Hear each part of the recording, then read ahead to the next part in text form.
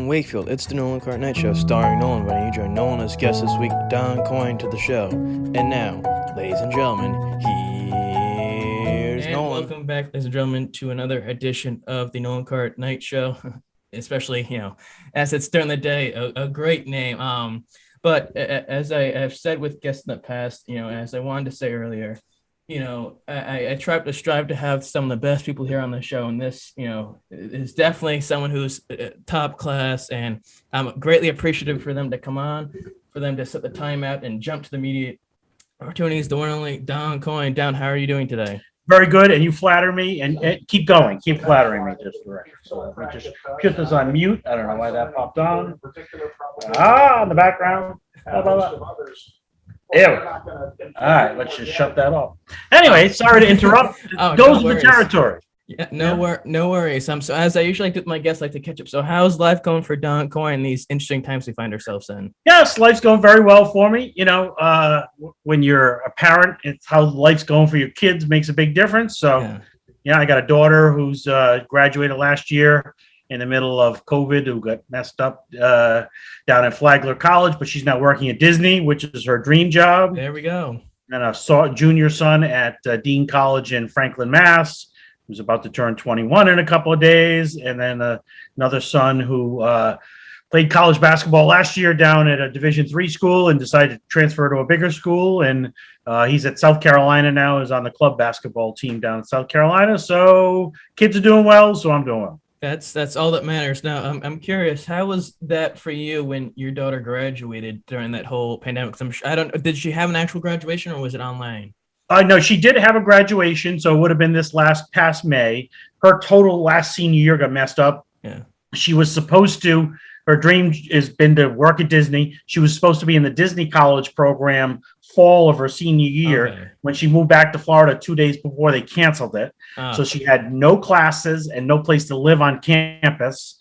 So eventually she worked that out, and then it was still her senior year. She couldn't do it. The only internship she could get, because she was in hospitality, she got one in the admissions department of the school, which had nothing to do but once she graduated in May, you were allowed to have two people there.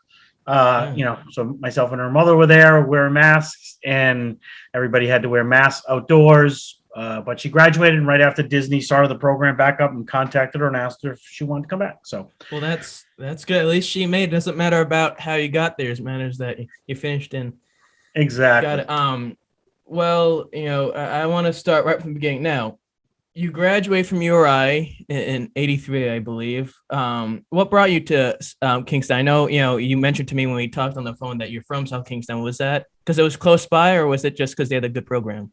Oh, no, actually, I didn't even go to URI for that. I wanted to do broadcast journalism. I wanted to go to Syracuse or BU because they had good programs in it. And then my mother worked at the Bay campus, so I got tuition free. So my parents said, you can go to those other schools, but you can pay your way, or you go to URI for free. So I went to URI and thinking, well, I can't do this at URI. So I actually went as a math major. I was very good at math. And I basically would have been one of those guru people with sports statistics that have since developed since the computers came around. But I was joining a fraternity there, rushing the fraternity, and the guy who was the assistant sports director of the radio station was there. And I said, I'd sweep the floors to get a chance to do that. And he was like, well, he goes, there's just myself and another senior who do most of it. We don't even know who's going to run it next year. If you're interested, we'll get you involved. They took me under their wing, and I started doing color commentary for a couple of URI games, the end of my football games, the end of my freshman year. And then I did play-by-play for the last one, and they groomed me basically to take over. As I tell my students all the time, you got to be in the right place at the right time. Yes. But you have to put yourself in the right place at the right time, and you have to have enough skills to be able to take advantage of being in the right place at the right time. Just imagine, you almost didn't go to URI, and thankfully your mother worked at the Bay campus, and you had free tuition, and then you joined this fraternity, and the person who's in the fraternity works for the radio station, so it worked out well for you. Now, obviously, over time things change, like anything else, but what was the experience for you going to college, getting your degree in that? If you could compare it to now that you're teaching at URI, is there any similarities, or is it just completely different then? it was. Totally different. Back then, when I went to URI, they basically had very little to offer in what was technically broadcast journalism. The most famous person that I graduated with was Christian Amanpour on CNN and PBS, and we were in the same classes together. But basically, I don't even think we ever maybe once got in front of a camera when we were there. They gave us an ethics class in that, and we've learned how to splice audio tape together with a razor and a piece of tape. That was like the big. So URI has so much now more to offer with the Harrington School, with the broadcast studio. I teach a couple of courses there in Introduction to Sportscasting, a couple of sections of that. There was nothing like that available back then. So it is night and day. Back then it was, here's a major for you, but they taught you nothing. Yeah. But what I did get out of URI was the practical experience working at the radio station and the ability to do internships. That was the big part. So I'm sure then you really get on top of your students and tell them to, really take advantage of the stuff at the Harrington School then. I certainly do. And I tell them, you don't wait till you graduate. You need to get involved. If this is at all a field that you're interested in, get involved right away. Now's while you're in college is the time to work on your skills and not be worried about what happened. Because a lot of people think, okay, I graduated with a degree, let me get a job. Well, it doesn't work that way, especially if you don't have the skills. So that's what I tell them. Get involved. Find some way to get involved. Well, that helps because nowadays it's all about experience and what's on that resume instead of years ago where you could kind of just hop in and to a degree and do it. Now, after you graduate, you got a job, obviously. Nowadays, it seems that people companies and businesses are having a hard time finding people to work for them. Was there any difficulty when you were on the job? I didn't get a job for the longest time. I was trying to work my way in the field, working part-time at a radio station, cooking at a restaurant, trying to work my way in. I actually did get offered my first job right as I was graduating, literally a week before I graduated, because I was the first sports intern ever at Channel 12. I had worked my way in to be, and there was a news reporter there who had a good friend who was the news director at WNNE in White River Junction, Vermont. They needed a part-time sports person. So I sent him a tape. I actually got called and offered my first job. But unfortunately, it was the day of my father's wake. My dad died suddenly when I was just about ready to graduate. So I couldn't leave my mother alone. But I was like, I got the first job offer. I'll get the next one. And I really probably didn't get another job offer for 3 years. I did volunteer work for Channel 12. I interned for a year, did volunteer work for a year. For another year and a half, they paid me $25 a day to go out and cover a lot of things. But I really never had a job and for the longest time. Well, I kind of want to talk about WPRI quickly. Now, for you, I would think, after graduating, you're involved with student stuff at school. Now, that's one thing. But then actually being a professional and doing it is another thing. How stressful was it for you starting out there those first few years, or was it just, I'm so involved and enthusiastic about this that it's no big deal? Not stressful at all, because again, I wasn't even on the air right away. So I graduated in '83. The first time that I was ever actually on the air there was late in 1985. I used to go cover a lot of events. I went and covered a Patriots Jets game down in the Meadowlands. That was right before there was a little NFL work stoppage that year. I went down to cover that. And I used to go and I'd produce a feature package after everything I covered. And the sports director loved me. We were close. We're still good friends of this day. But the news director, because he had the big booming voice at heart, and you need to talk like this if you're going to be on television. And I didn't have the big booming voice, but I know how to produce things. So I would constantly go. I came back from the Meadowlands, stayed that night until 4 a.m., editing a piece, left it on his desk, came in that afternoon, and he called me and he goes, Coyne, come here. And he's like, yeah, we're going to air this tonight. So all of a sudden, my first one that was airing was, so I did a couple of packages that aired, but nothing much. My big break was, again, one that I created myself. The Patriots that year, when they went to their first Super Bowl, they beat the Jets in a wild card game down when there were only 5 teams in the playoffs down in New Jersey. The next week, they were going to play the Raiders in L.A., the L.A. Raiders, and they were supposed to get wiped by the L.A. Raiders. They were going to have no chance. Nobody from here was sending anybody out there. So I arranged to have the news director get press passes, and I talked to a buddy of mine who's a camera guy. I was doing cable TV at the time too. Hey, you want to go out? I got press passes. Want to go out? And he's like, sure. So we took a red eye out to LA, drove to the stadium, covered the game. I took a red eye back, and they ended up upsetting the Raiders. And I literally showed up the next morning with a stack of tapes because everything was on tape. And they didn't even know I was there. I was like, hey, I was at the game yesterday. And the news director was like, what? I was like, because I paid my own way out. He goes, all right, we're having a half-hour special tonight on this, because the Patriots were going to their first AFC championship game ever. And he's like, and you're going next weekend with the sports anchor to be the producer, and then the Patriots upset the Dolphins down, and then they went to the Super Bowl. So I got to go to the Super Bowl. I maybe did one recorded piece on the Super Bowl. It's funny, I'm down in New Orleans at the Super Bowl, and I see this banner that says, New Orleans is going to host the 1987 Final Four. And I'm like, oh, wouldn't that be great to cover the Final Four? But then I'm like, yeah, I cover Brown, URI, and PC. What's the chances of me going to the Final Four?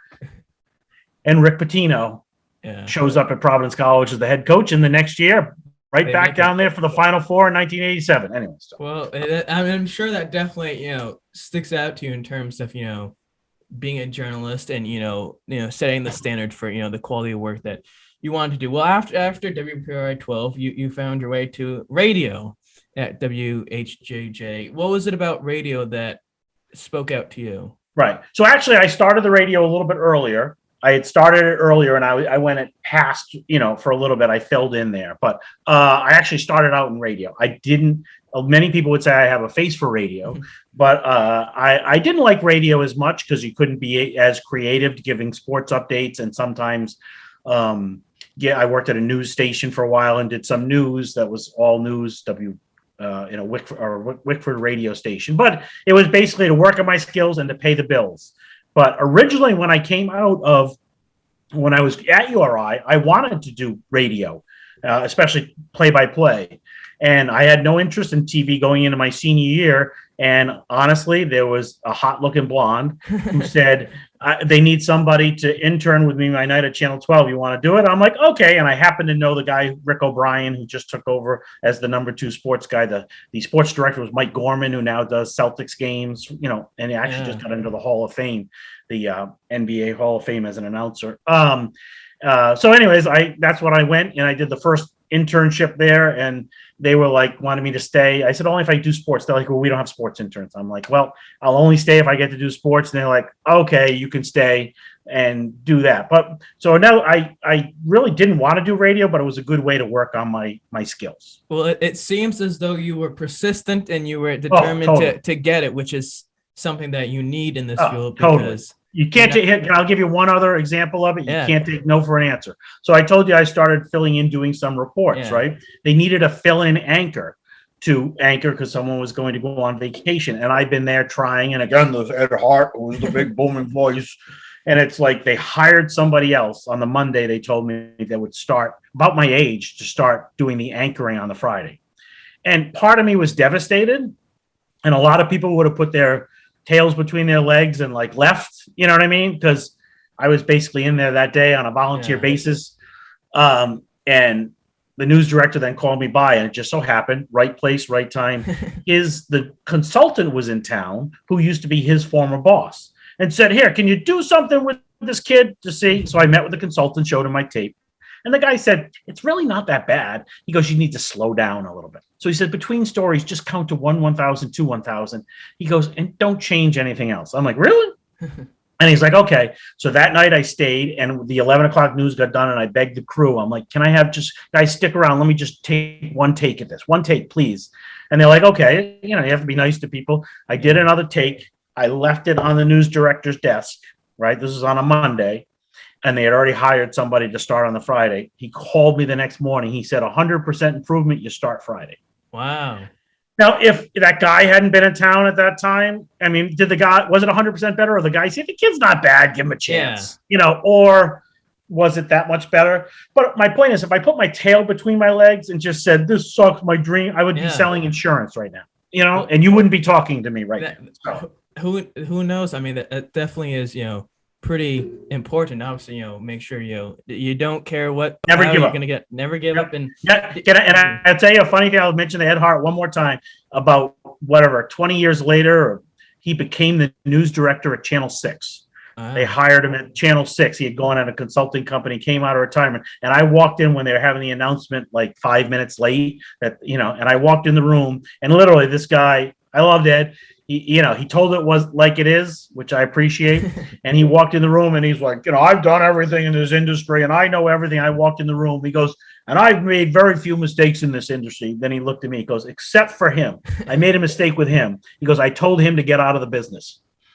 And he proved me wrong. Anyways, I always felt nice, nice about that. So it was kind of that definitely, resonates with you personally, but as well as, your determination and, the quality of work you want to do to make people notice you. Well, speaking of ABC6, after radio, WPR 12, you found your way to ABC6 for a decent chunk of your life. What was it about ABC6 that spoke out to you that you wanted to be part of that family? Because they would hire me. Honestly, it's kind of the person that I worked there though, the sports director Ken Bell, is literally the nicest person on the planet. Nobody could be nice. I would not have stayed all that time if not for Ken. It was awesome working with Ken. It was kind of like good cop, bad cop. Yeah. Ken was the good cop. I was the one who was a little bit of a, not renegade, but I was a little more boisterous at times. But, working with Ken, that was the biggest part about there. Another part, honestly, that I enjoyed is nobody watches Channel 6. So you could go out after work and have a couple of beers and people weren't bothering you. Yeah. There were literally times 20 years after I left Channel 12 that somebody would say, I used to watch you all the time on Channel 12. What have you been doing with yourself? And I'm like, I've been on the other station for 20 years. But they were like, so, and even one time my mother, another SK kid, Tim Gray, who worked at Channel 10, right? He was a sports anchor there. And one time my mother goes, how come Tim Gray did such and such? And I'm like, I don't know, Mom, but how come you're not watching your son who was on the other station at the same time? I just enjoyed it. We were down in the ratings, but we fought hard. There were a lot of really good people there, a lot of people that are sprinkled through a lot of other stations throughout the market. There were challenges to it, but also in sports, they tend to leave you alone a little bit too, kind of, which was good because I work better that way. So hey, less headaches and less people watching you is sometimes exactly right. Exactly. Yeah. If you mess up, there's less people who see it. So. Exactly, and then if someone does see it, you can blame it on someone else. Right. Now, besides that, you very fortunate, not just to win an Emmy, but to cover numerous. There we go. I won an Emmy. I should have had this next to me. Oh, that's right. I did win an Emmy for New England sports broadcasting. Oh, thank you for mentioning. But no, besides that, able to cover numerous championships for New England sports, and amongst that, how much of those moments that you're able to cover affect or improve the quality of work you do, or make the expectation higher for you to complete? Yeah, no, it was great. Again, those championships started. I actually started covering championships before that Super Bowl, the Patriots. When Channel 12 was paying me $25 a day, I was covering the Larry Bird NBA, finals. I would go to the games. We didn't have a reporter, so I'd go and I'd be to get the interviews. You wouldn't see me on TV, but I was the person getting it. It was pretty cool. Actually, I ended up there's two different 30 for 30s on ESPN that I actually ended up in the middle of. One, I asked a question of Isaiah Thomas when he had a bad pass that got picked off in the last second. The Celtics came back and won and ended up winning the series. And I asked him the question afterwards, like, oh, did you know your team had a timeout then that you could have, called or something? Yeah. And he got really pissy and blew me off. And everybody, and he ended the thing. And that was on one of those 30 for 30s. And another one it was a famous incident after the Celtics had beat the Pistons. Dennis Rodman had said, well, the only reason that people think Larry Bird's so good is because he's white. And so basically he had said that in a scrum. I'm in there with a scrum of people. Yeah. And so then all of a sudden here comes Isaiah Thomas comes out. So everybody moves over to the scrum. Yeah. I just happened to be the first person who could ask a question. Yeah. And I just happened to ask, Dennis Rodman just said that Larry Bird's only thought of a good basketball player because he's white. we knew Rodman was a nutcase, Yeah. and Isaiah Thomas goes, well, that's true, because he was in a bad mood. And it's like, and it actually became a big, if I didn't ask the question, somebody else would ask the question, so it's not this great. I just happen to be the person to ask the question.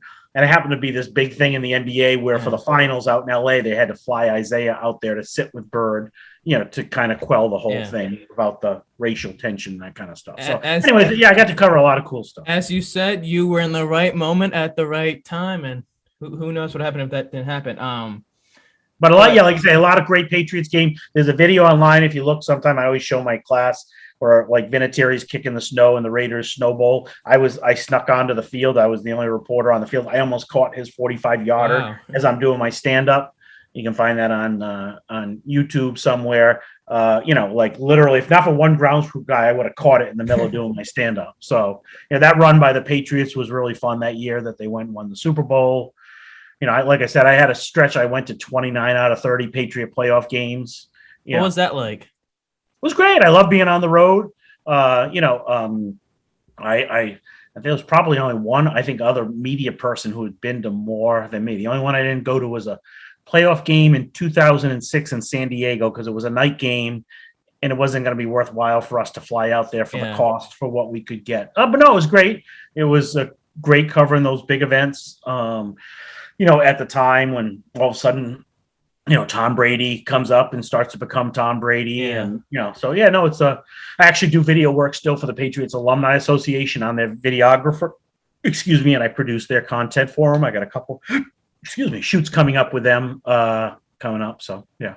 And now, speaking of Tom Brady, I want to talk about the other thing you just mentioned. He's been obviously they just played New England this past weekend, and he's been in the news as of recently in terms of his relationship, or I guess now lack of relationship, with Belichick and the organization. What do you make of all this, and with all this stuff coming out, about what's going on between them?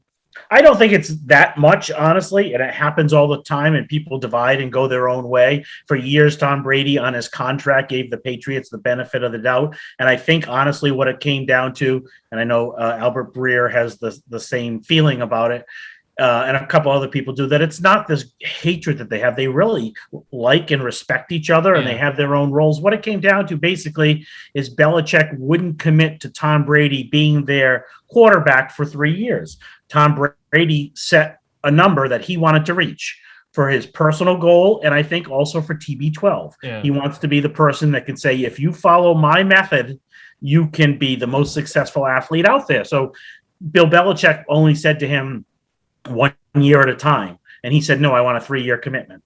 And you can't blame Belichick to give a 40-year-old quarterback to make that commitment to them. And you can't blame Brady for what he's gotten through, that he would want the 3 years. So I don't see it nearly as sinister as everybody else thinks it is.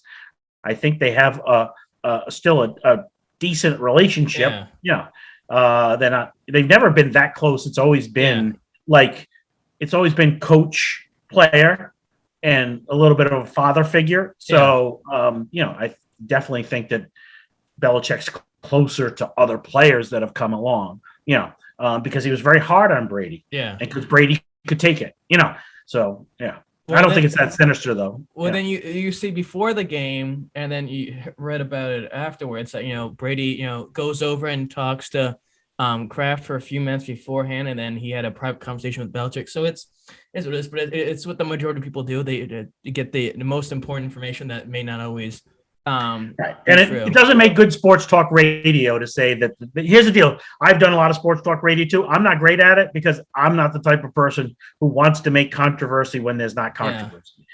Sometimes there are things that are controversial. To me, that's why I like the guy that was out there more than anyone was Dale Arnold when he was on, because he was just he wasn't trying to drum up a story. He wasn't trying to make for sensationalism. He just said it the way that he thought that it was. And I don't think it's that bad. They had a relationship together forever. Again, Tom Brady that last year did not play well. Yeah. The last year he had no weapons either. Yeah. And Tom Brady had a chip on his shoulder and something to prove, and he proved it. Yeah. Now, as we mentioned, obviously you were able to cover many New England sports moments. And I asked this to Yanni Caracas. He was on week or two ago, or no, My former intern. He was on last week, and I asked him because now he's down in Miami, or not Miami, but Florida, and covering those teams who, compared to New England, haven't done the same level. And I asked him, how does he deal with that? Someone coming from an area who's covered all the sports, but in your perspective, how do you put aside personal grievances in terms of covering sport teams that aren't doing that well instead of to do just the job that you're supposed to do? Teams that aren't doing well, like teams like, for example, the Dolphins haven't done well the last handful of years, and he's been covering New England teams who've done very well. Now, and I asked him, how does he make sure he's doing his job as a sports reporter to cover them to the best way instead of doing it personally, where he's putting his personal opinion? Well, even when a team's doing well, you try to cut down on the personal, like that you want to, because they're doing well, pump them up. You still cover them almost the same way, and their outcome dictates the coverage. Is there a part of you who thinks like, well, yeah, boy, it's good if the Patriots are successful because then I maybe get to go to a Super Bowl, But I think as you go older and you get through it more, I'll tell you two quick things I'll tell you. One was I was lucky enough to be there in '86 when the ball went through Buckner's legs. I was for the Mets Red Sox World Series. And again, at the time, that was like a devastating thing to the Red Sox and Red Sox Nation and all that kind of stuff. But I always tell people my favorite story that I covered was just the opposite, was a story about a losing team. And it wasn't even a local team. Brown University was playing Columbia back in the 80s, probably 1986. Columbia, now back then there weren't a lot of college football on TV. Basically, ABC did it all. And Columbia lost again. Columbia lost again. Columbia lost again. Columbia had lost 39 straight games. Wow. They only played 10 games a year, right? So that meant if you were a senior, you never won a game. Wow. So literally the fourth quarter of a game, Brown-Columbia, Columbia's leading in the fourth quarter. Wow. Then ABC Network's contacting our station saying we're going to send a satellite truck there because they talk about it every day, and they're about ready to win. I went to the Columbia sideline to shoot. Now the game wasn't about the local team. It was about Columbia. And I remember there was the center on the team. I could be wrong. I want to say his name was like Joe Day or something. And he's there and he goes, God, give me the dream. Give me the dream. And I tell people his dream wasn't to win a championship or a title. Yeah. His dream was to win one game in his college career. Yeah. One game. And he lost. Brown came back and they beat him. And I remember afterwards his mother came up to me and goes, Mom, I'm not going to cry. I'm not going to cry. But to me, honestly, I swear to God, that's the essence of sports to me more, is the competition and those little stories. And it's not just about winning. We get too wrapped up in winning championships and titles. And we've been so lucky around here about them winning so many, but that's not what it's about. Trust me, I know about not being successful on the field. I was on the first South Kingstown soccer team ever. We went 0-18. We scored 5 goals and we gave up 108. Okay. Okay. So I was one of the stars of the team because I hurt a lot of people on the other team. Someone's got to do it, but that's tough to take when you can't win a single game and you give up many goals. Yep. Well, after ABC 6 and WBR 12, you started your own video production company. What was your decisioning factor that wanted you to start this? Right. Okay. So I started it actually when I was still at Channel 6. I started earlier. There were a couple of factors. I knew eventually I'd leave Channel 6.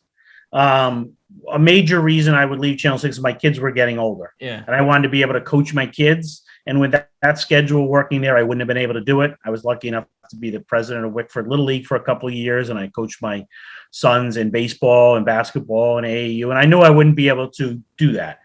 So I wanted to start my own production company, and the first thing that I had actually was my own fishing show. I did 50 half-hour episodes of a show called Fishing the Ocean State.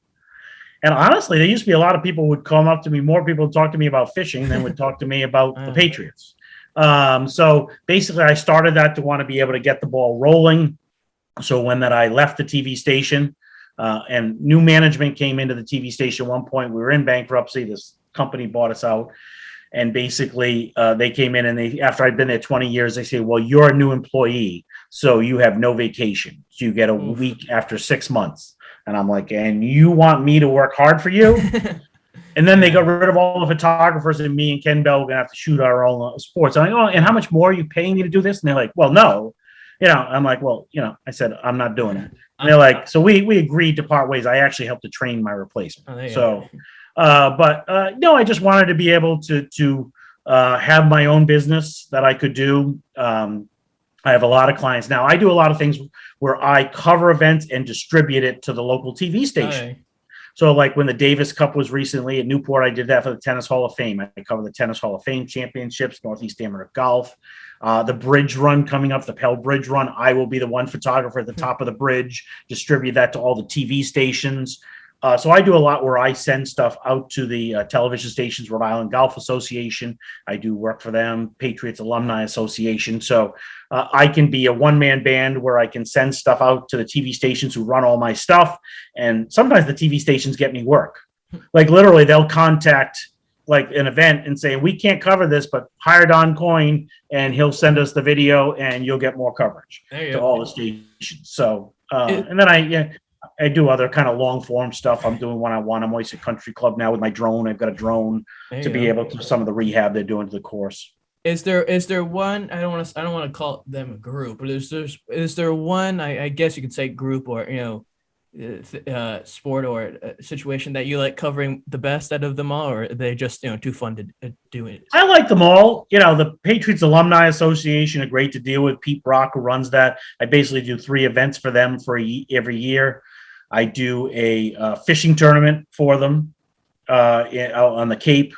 I was actually supposed to this year.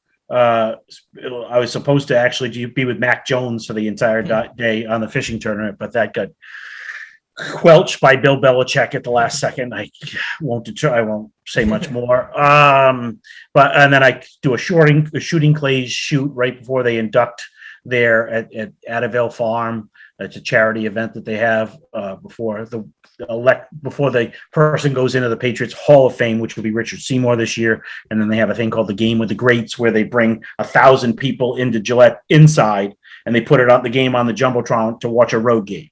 And they have a bunch of giveaways and that kind of stuff. So I really love working with them. The people at the Northeast Amateur Golf Tournament, Rhode Island Golf Association are great. People at Tennis Hall of Fame. I've got these long time, relationships with people. And luckily with all of them, the person in the Tennis Hall of Fame she's got a million things going on during the week. She's like, I know you know what to do.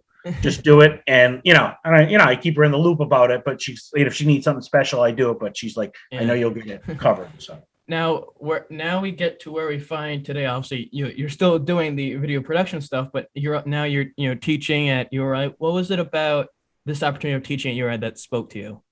It actually came up at a J term for the first time that it came up, and the Dean LaBeauty, who's assistant vice provost, I think, at URI. Our kids are friends, and we began talking about it even at a game. I coached his kid at one point about maybe trying to get me involved, and they eventually wanted to start a sports media program back then. He's like, in a few years, we're going to need to do this because we know it's a very appealing for admissions and for applications, that it's a major or at least start out with a minor that we want to have. So I taught the first class in this during the J term. Really enjoyed teaching that. And then I would teach 1 or 2 classes a semester in journalism. And then eventually, when this came about more with the sports media major, I wrote the syllabus for the sports sportscasting class.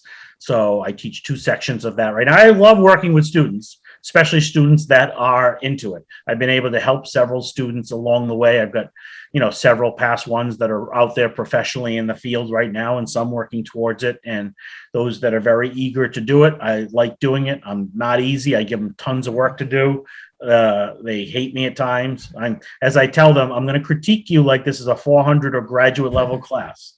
Some kids can't take criticism. I said, but I'm going to grade you like at the 200 level. Yeah. So I may sit there and go, and this is wrong, and this is wrong. You should have done that, and you didn't do that, and you should have done that. How come you did this? And I'll give them a 94. Well, what I mean? Yeah. But it does them no good for me to blow smoke. Yeah. In certain directions. Well, and I won't divulge too much into this, but as we talked over the phone the other night, I mentioned that one of your current students, Zach Austin, is on the club testing with me, and he was talking all about how he was covering the softball game and the coaches were connected personally on a level, and how you tweeted it out, and he was all excited and happy about that because he can, as my grandfather, or as my dad says about my grandfather, he could talk a dog off a meat wagon. Yes, he can. I've talked with your grandfather before, so yes, he's 1,000% correct. But also with Zach, he can talk very long about sports and very long about all his events that he's got going on. But no, that's it. As we end on another subject, as we come to the end of this episode, I like to do every week the segment I like to call the 1-word challenge. Now, for those out there who don't know what it is, or maybe have some sort of idea, it's where I give my guest, this week it's Don, and I say some certain topics or things involving himself in what he does, and what he'll do is try to do his best to give a word or a sentence or two about it. Are you ready? You want a word or you want a sentence? A word or whatever comes to your mind. All right. Okay. Okay. Sports journalism. Difficult field, but very rewarding if you can work in it, and don't be prepared not to make a lot of money starting out. URI. Go Rhodey. Love Rhodey. I used to do TV play-by-play for URI men's basketball also for 10 years. So love Rhodey, bleed Rhodey blue. Go Rhodey. On a quick side note, URI football has done very well so far this year. Do you think that they can end the season with a winning record this year? Yeah, they're well on their way with the record that they have. A lot of close games. The games can go either way, but yes, very proud of the job that Jim Fleming has done, and a couple of kids I know, a couple of my former students are on the team. I got 5 students in my class now are on the team. So, South Kingstown. Rebel. I'm a rebel without a cause. Yeah. I love South Kingstown, not only the high school, but born and bred. I was the PA announcer at South Kingstown High School doing basketball games back in '79. Love the Rebels. They another side note, they don't do any student broadcast at the games, which is unfortunate. They sometimes do it. Got to talk to Terry Lynch about that. By the way, Terry Lynch, the athletic director of South Kingstown, my first game that I did, right? Yeah. He was the quarterback. Yeah, at URI. At URI. He played his freshman year at quarterback before he beefed up and they moved him to tight end. So the first game I ever announced, I think play-by-play, but even color before that, Terry Lynch was the quarterback. So. The Harrington School. Expanding, growing, wonderful opportunity that students need to take advantage of. ABC 6. Ken Bell. He sums it up. And then finally, Don Coyne. A whack job, goofball, says things that he shouldn't say, lacks filters, but it tries to enjoy life the most he can, and hopes his kids enjoy it. Well, Don, I thank you tremendously for taking the time out to be this week's guest on the program. It means a lot. Thank you very much. Go Rebels, go Rhodey.